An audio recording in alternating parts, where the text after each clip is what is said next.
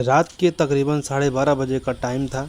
सर्दी का महीना, ऊपर आसमान में आधा छुपा हुआ चाँद और गांव के बाहर का वो रास्ता जहां रात को आदमी से ज़्यादा साए चलते हैं। मैं अकेला अपने खेत की सिंचाई देखने जा रहा था, हाथ में टॉर्च, कंधे पे फावड़ा।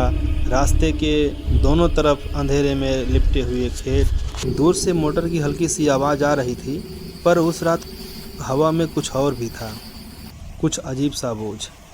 जैसे जैसे मैं कुएं के पास पहुंचने लगा, रात और गहरी होने लगी। गांव की आवाज़ पीछे रह गई, सिर्फ सन्नाटा साथ चल रहा था। बस कभी कभी दूर से कुत्ते का भौंकना और फासलों में से आती सरसराहट। कुआं गांव से थोड़ा बाहर है, पुराना सा कुआं।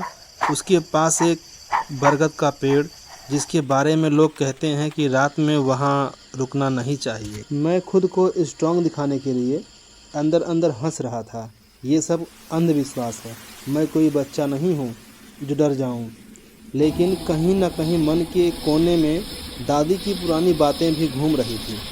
बेटा, रात 12 बजे के बाद कुआं पानी से कम, आत्मा से ज़्यादा भरा होता है। मैं टॉर्च का फोकस ज़मीन पर रख के आगे बढ़ रहा था, तभी अचानक मुझे क्लियरली आहट सी महसूस हुई, जैसे मेरे पीछे किसी के पांव मिट्टी पर घिस रहे हों। चर चर चर। मैं एकदम से रुक गया, सांस गले में अटक गई। टॉर्च पीछे घुमाई, कोई नहीं, सिर्फ अंधेरा। दूर पेड़ों का हल्का झुकना और हवा का पत्तों से टकराना। मैंने खुद को समझाया बस अपना ही पाँव की आवाज़ होगी या किसी जानवर की। पर इस बार मैंने एक एक कदम संभल कर रखना शुरू किया। ध्यान से सुना।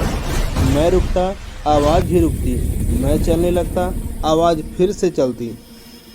अब डाउट नहीं था, मेरे पीछे कोई या कुछ वक्त के साथ साथ चल रहा था। मेरे हाथ के सारे बाल खड़े हो गए। जिस टॉर्च को मैंने मजबूती से पकड़े हुए था, अब उस पर मेरी पकड़ हिलने लगी। दिल धड़क नहीं रहा था, बिल्कुल दौड़ रहा। गला इतना सूख गया कि अगर मैं बोलने की कोशिश भी करता तो आवाज़ ही नहीं निकलती। सही में डर इतना था कि चिल्लाने की हिम्मत थी, पर आवाज़ का साथ नहीं। जैसे जैसे मैं कुएं के करीब पहुंच रहा था, एक अजीब सा प्रेशर महसूस हो रहा था, जैसे हवा भी हैवी हो गई हो। मैं सोच रहा था बस कुएं के पास पहुंच के मोटर ऑन करूंगा, पानी का प्रेशर देखूंगा और तुरंत वापस रखूँगा। मैं कुएं के बिल्कुल पास आ गया। मोटर का स्विच साइड में लगा था।